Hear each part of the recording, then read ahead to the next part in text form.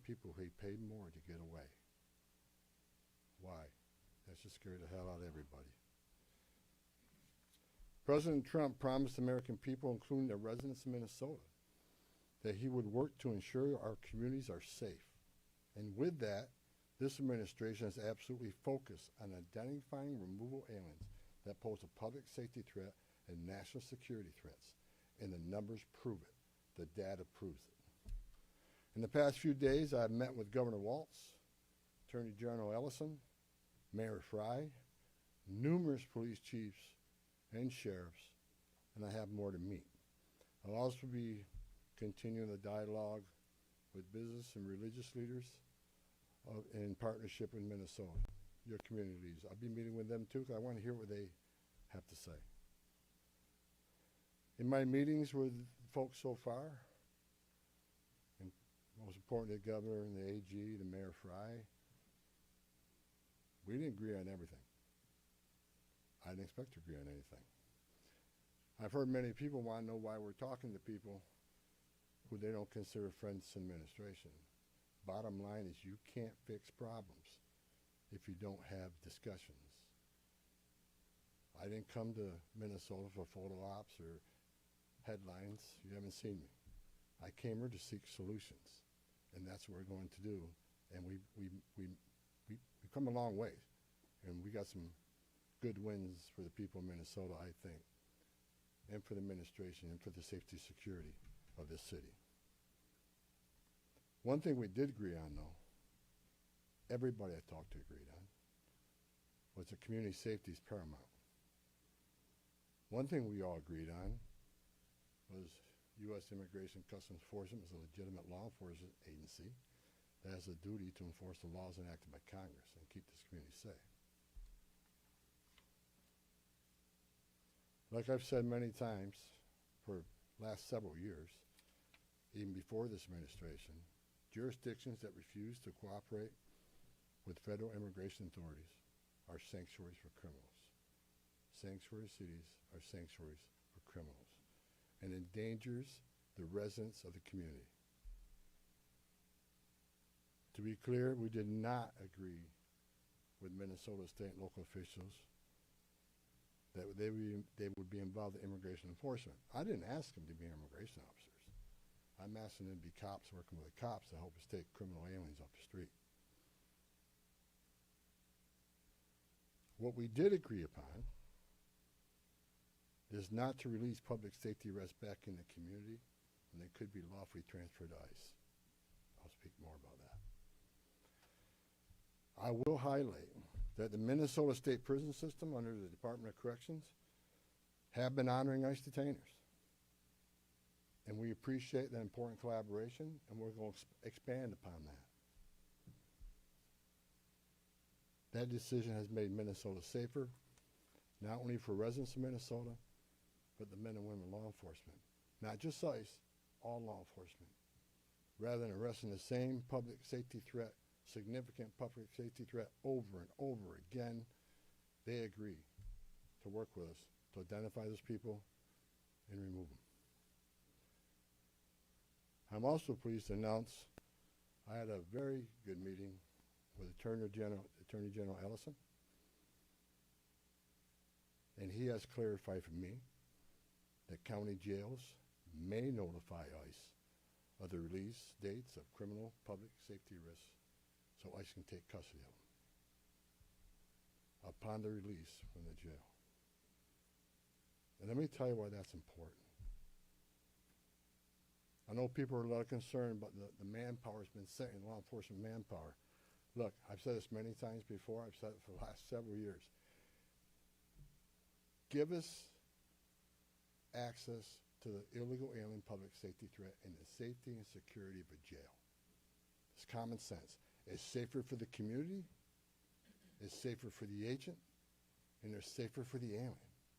Because anything can happen on a street arrest. It just makes common sense. And for the people that argue, well, we're a welcoming community because we want victims and witnesses of crime that are here illegally to feel safe to come to police without fear they're working with ICE, we're not going to talk to the victim and witness of crime. There's no problem there. They should feel safe to come to the police and ask for help. All we want is to talk to the person that local and state law enforcement authorities locked in a jail cell. They chose to lock this person up. That's who we want to talk to, the public safety threat. So that argument is that protects victim witnesses of crime. It's a bunch of crap. Victims and witnesses of crime don't want the bad guy back in their neighborhood either. So great progress with the Attorney General and local sheriffs. And one thing, when we have these agreements, it takes less law enforcement agents to do the job. One agent can arrest one bad guy in the safety and security of a jail where he's behind the wire. We know we don't have weapons. But when you normally release that public safety threat, illegal alien back in the community, we have a job to do. We're going to arrest him. So we're going to find him. And what happens is now we got to arrest somebody on his turf who has access to who knows what weapons. Now we got to send the whole team out. Cover the back door, cover the front door, officer safety reasons. Then because of the hateful rhetoric and the attacks on ICE officers, now we got to send a security team behind the arrest team. So what could have been done with one person in a safety and security jail, now we got 15, 16 people out there doing it. I know that causes stress in the community. So if we get these agreements in place, that means less agents on the street. More agents in the jail means less agents in the street. This is common sense cooperation that allows us to draw down on the number of people we have here. Yes, I said it. Draw down the number of people here. Because we have the efficiency and safety of the jails and the prison. Matter of fact, I have staff from CBP and from ICE working on a draw-down plan. What does that look like based on the cooperation? What does that look like based on how many targets we have left to find? In my meetings with Governor Walsh, AG Ellison, and Mayor Fry, as well as state and local law enforcement, again, I appreciate they all acknowledge that we do have federal immigration laws in this country that have been passed by Congress, and that ICE is in fact a legitimate law enforcement agency charged with enforcing those laws. We're not making this up, folks. ICE is enforcing laws enacted by Congress. They're a federal statute. That said, I'm not here because the federal government has carried this mission out perfectly. First thing I said to senior staff when I walked in here is what I told you earlier. I didn't come here looking for photo ops or headlines. I come here looking for solutions. I do not want to hear that everything's been done here has been perfect. Nothing's ever perfect. Anything can be improved on. And what we've been working on is making this operation safer, more efficient, by the book. The mission is going to improve because of the changes we're making internally. No agency or organization is perfect. And President Trump and I, along with others in the administration, have recognized that certain improvements could and should be made. That's exactly what I'm doing here.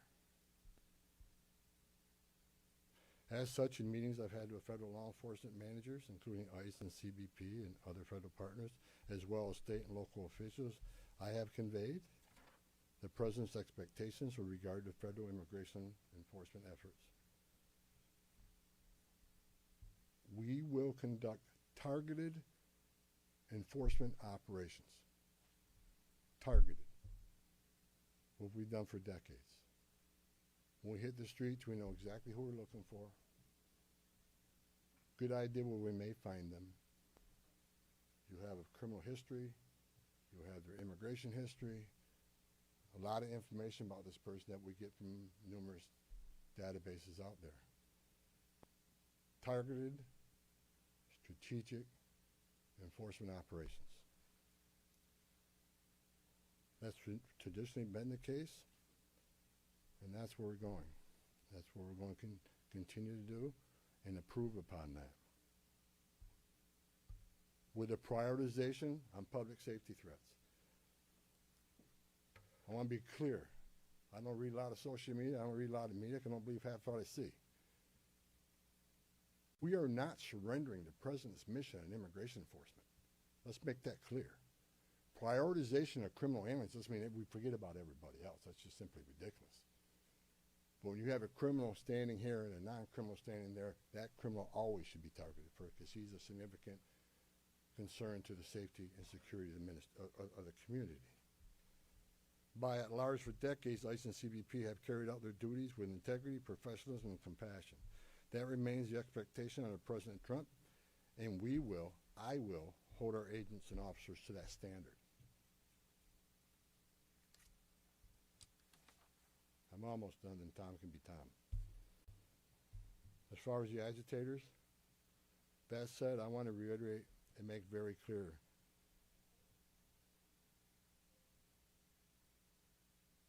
I want to make it clear, ICE and CBP officers are performing their duties in a challenging environment under tremendous circumstances, but they're trying to do it with professionalism. If they don't, they'll be dealt with. Like any other federal agency, we have standards of conduct. They are sworn law enforcement officers working tirelessly to enforce our country's border security and immigration laws, protecting the interests of our country and preventing dangerous people from walking the streets of this nation when they're not supposed to be here to begin with. Men and women of ICE, I was a Border Patrol agent. I was an ICE agent. I was the first ICE director that came up through the ranks. I spent over 40 years doing this. These men and women that carry that badge and gun are American patriots.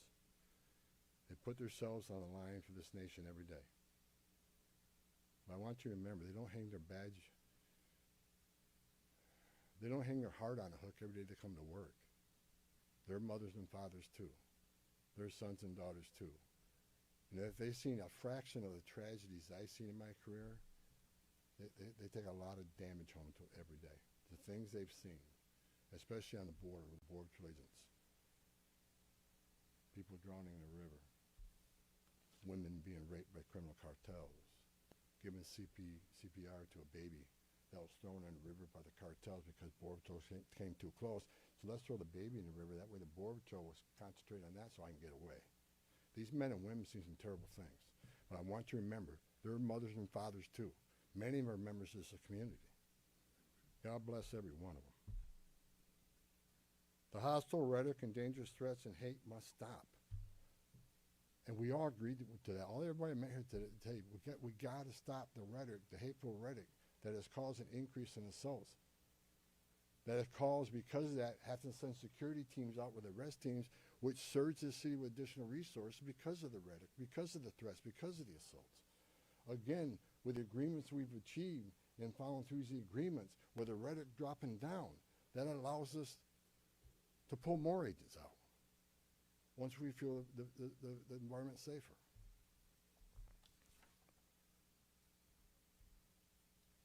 I begged for the last 2 months on TV for the rhetoric to stop. I said in March, if the rhetoric didn't stop, there's going to be bloodshed. And there has been. I wish I wasn't right. I don't want to see anybody die. Not officers, not members of the community, and not the targets of our operations.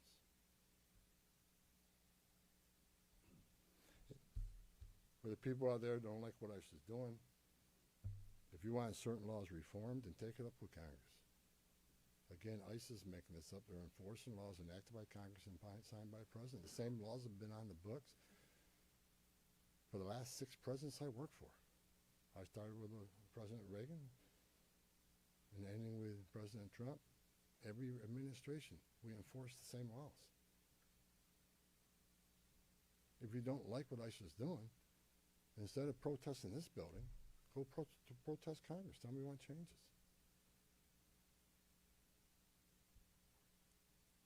You have your First Amendment rights, I support that. You have the right to protest. I'm just asking you to keep it peaceful. But threatening law enforcement officers, engaging in impeding and obstruction and assault is never okay. And there will be zero tolerance. You interfere, impede, assault ICE officers, you will be arrested. Like I said a bit earlier in my meetings with Governor Walton Ellison and Frey, as well as state and local law enforcement, I appreciate they acknowledge this, that public safety should be paramount. The chiefs I've talked to committed to responding to 911 calls when protesters turn violent, agents are in a dangerous situation, and there's assaults. They have committed to upholding public safety and responding to the needs, not to enforce immigration law, but to keep the peace. With that, I call upon those officials to stand shoulder to shoulder with us to tone down the dangerous rhetoric and condemn all unlawful action against law enforcement in the community. There are many ways your voice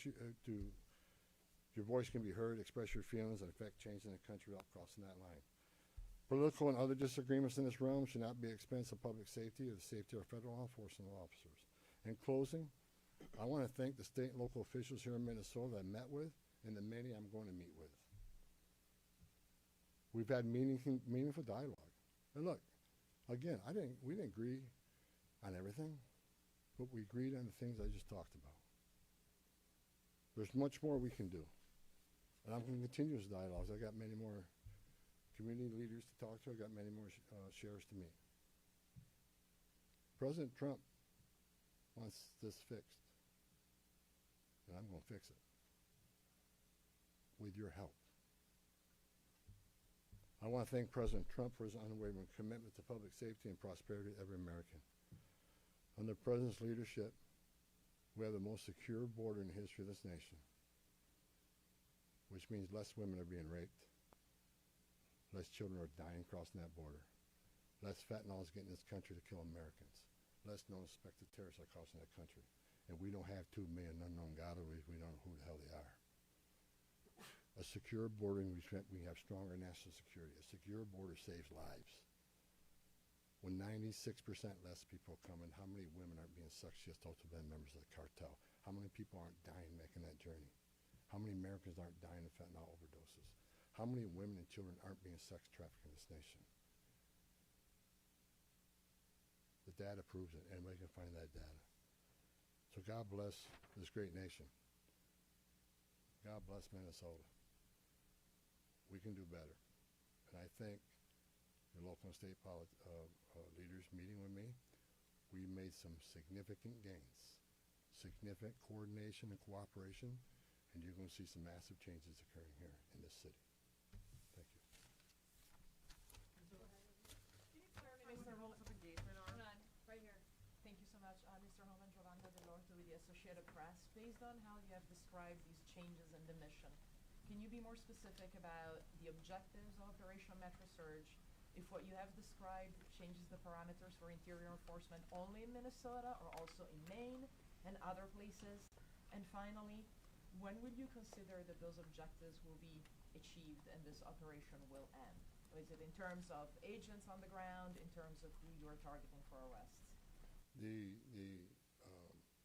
withdrawal of law enforcement resources here is dependent upon cooperation. Like I said, one agent arresting one bad guy in the jail means less agents on the street. We have some agreements. We got more to talk about how we're going to implement those agreements. But as we see that cooperation happen, then the redeployment will happen. Look, target enforcement operations should happen across the nation. That's what we've done for decades. And with target enforcement operations, I've done many of them. It just makes it safer for everybody. When we know exactly what we're looking for, what is his criminal history, what is his immigration history, where's he live, is he in an apartment complex versus a house, has he got a known record for having weapons, it's safer for everybody. Then we know what type of resources we need to go. And it just makes this operation cleaner, more efficient, and it's proven less violence when we know exactly what we're getting into and we can take the necessary precautions to keep everybody safe.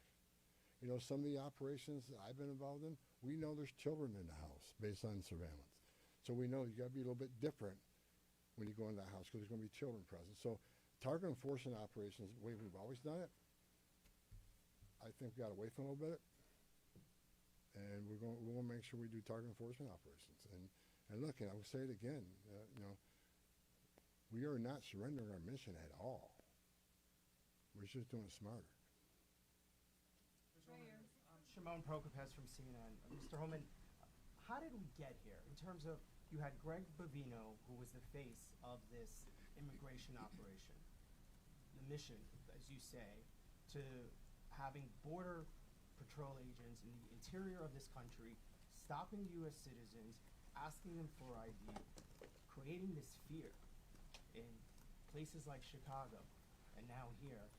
And then finally, it took really the death of Alex Petty for us to get here. How did that happen?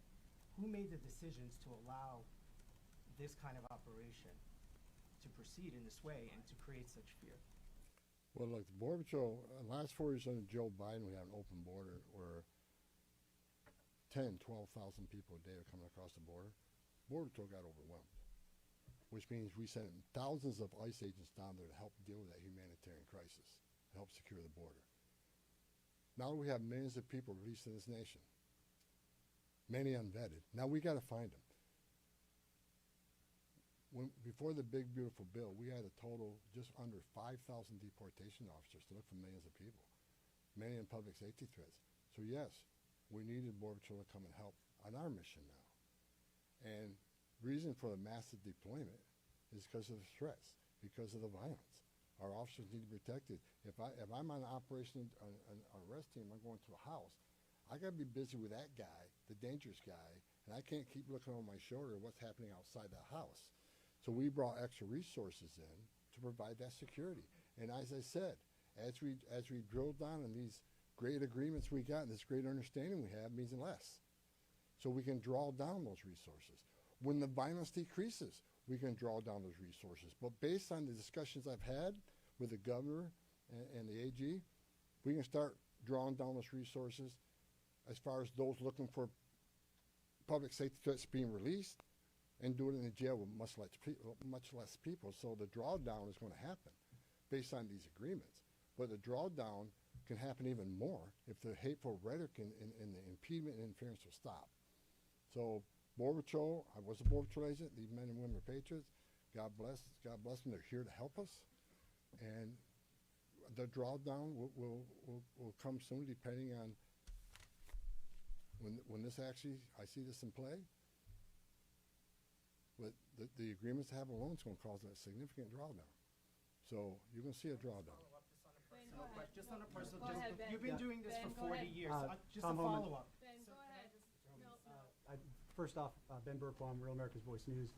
On behalf of the American people, I just want to say thank you to you and to all of the agents that are putting their lives on the line to go after the people that were allowed in the last administration. We watched that happen in the media, the honest media, covered up by many of the media that are behind me.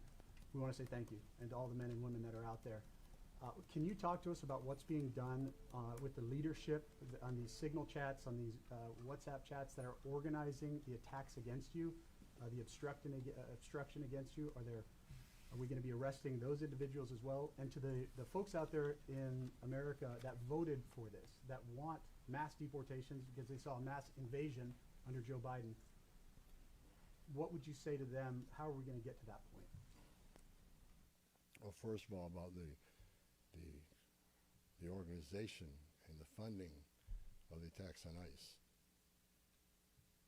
I'm not going to answer a lot about that because I'm not going to show our hand, but they'll be held accountable. Justice is coming. Again, we got to all remember why the questions we've seen and why we're here.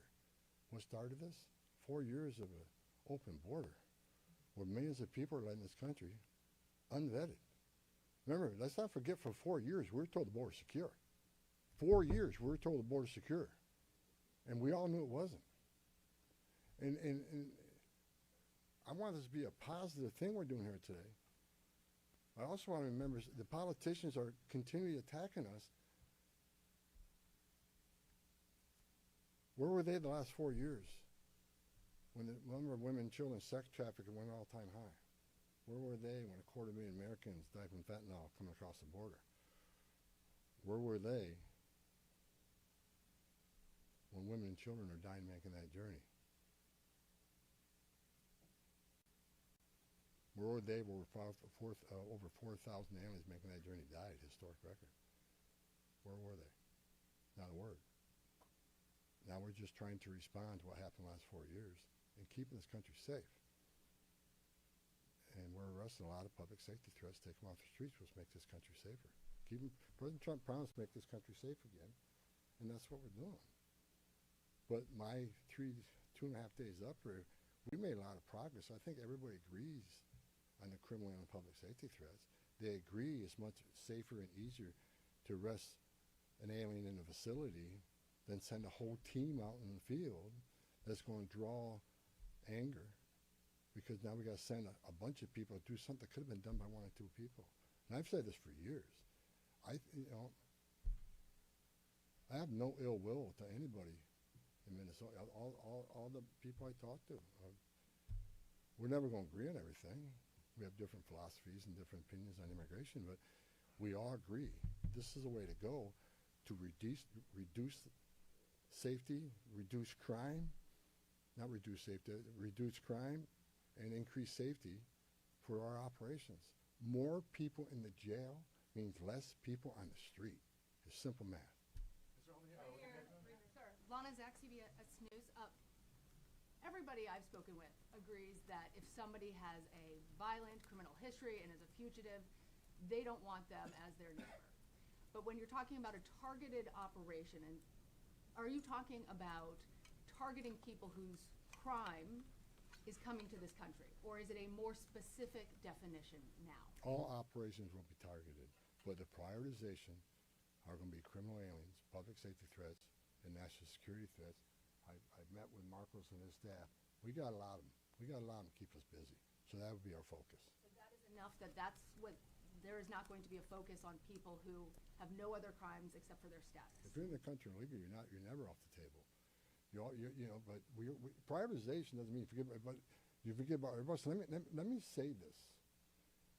If the message we send is you can enter this country illegally, it's a crime, don't worry about it. You can have your due process, show up in court, not show up in court, get ordered removed, don't worry about it. Unless you commit a serious crime, you're good to go. If that's the message we send to the world, you're never going to fix this problem. The most vulnerable people in the world will make that dangerous journey like they did under the Joe Biden administration. Over 4,000 aliens died making that journey. And again, a significant increase in sex trafficking. Because when they did that and opened those borders up saying, we're not going to detain you, we're going to give you free health care, we're going to fly you to the city of your choice, put you in a free hotel room, give you 3 meals a day, and give you work authorization, we're just going to bring you in. And when they did that, they sent a message to the whole world, you can come and do this. And what happened? They overwhelmed the men and women of the Border Patrol, where many days 70% of agents were pulled off that line. 70%. You don't think the criminal cartels had a field day with that? They created gaps for the cartels do their activity. And that's why you've seen the rise in fentanyl overdose. That's why you saw the rise in sex trafficking. The 2 million plus known gotaways, why did they pay more to get away? Why didn't they pay less, turn yourself in, get released within 24 hours? You get a free airline ticket to the city of your choice. We're going to give you a free hotel room, and we'll give you free food and free medical care. And you're going to get work authorization in 6 months. Why did 2 million people choose to pay more not to take advantage of that giveaway program? They didn't want to be vetted. They didn't want to be fingerprinted. That scares the hell out of me, and it does still. The Trump administration with ICE and Secretary Noem and Marco Rubio and the intelligence community, Tulsi Gabbard, we're all working together to try to identify who these people are. And we've already found many of them.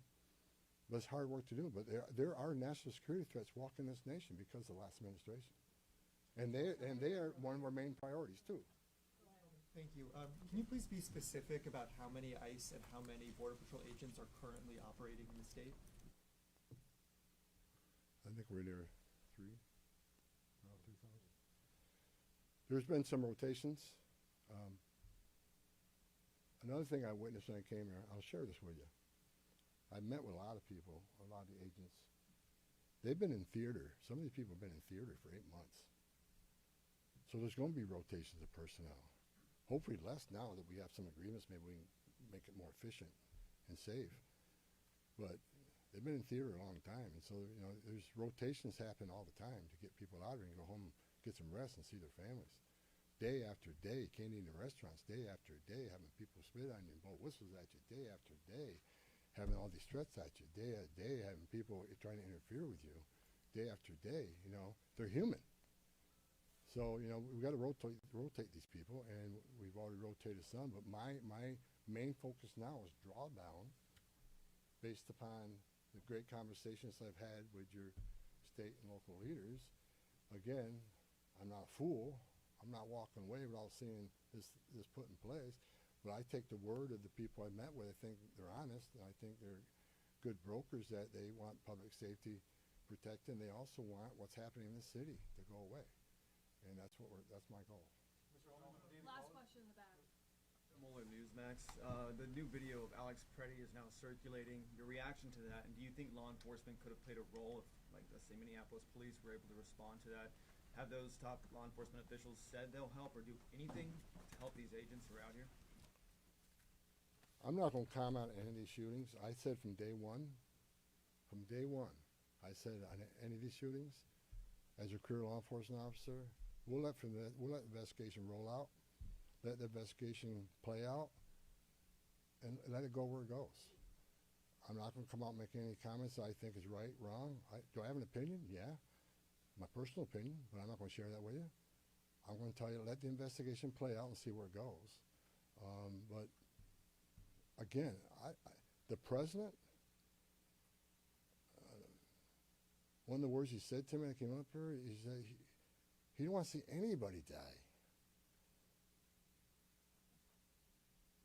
The less interference, the less rhetoric, the less, you know, I have buried Border Patrol agents and I buried ICE agents throughout my career, and the saddest thing I ever done is hand a folded flag to a wife or a child. I don't want to see anybody die, even the people we're looking for. I don't want to see anybody die. And despite what people think of Tom Homan, I say a prayer every night that everybody goes home safe.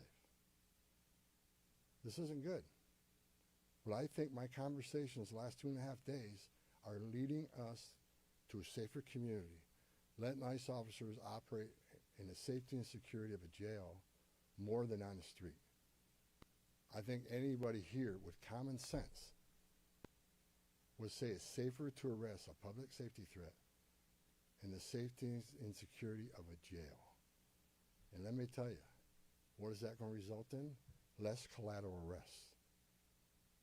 When we go find that bad guy, when we find that bad guy, many times it's with others. Well, guess what? They're in the country illegally. We're going to force immigration law. They're coming too. You want less collateral arrest? Less in the jail. But we're going to force immigration law. For the people that say we're here to surrender our authority and the mission of enforcing immigration law, you are wrong. We're going to do target enforcement operations, and we're going to prioritize the public safety threats and national security threats. That is what we're here to do. Sir, no more questions. Go ahead. No more questions, guys. Thank you.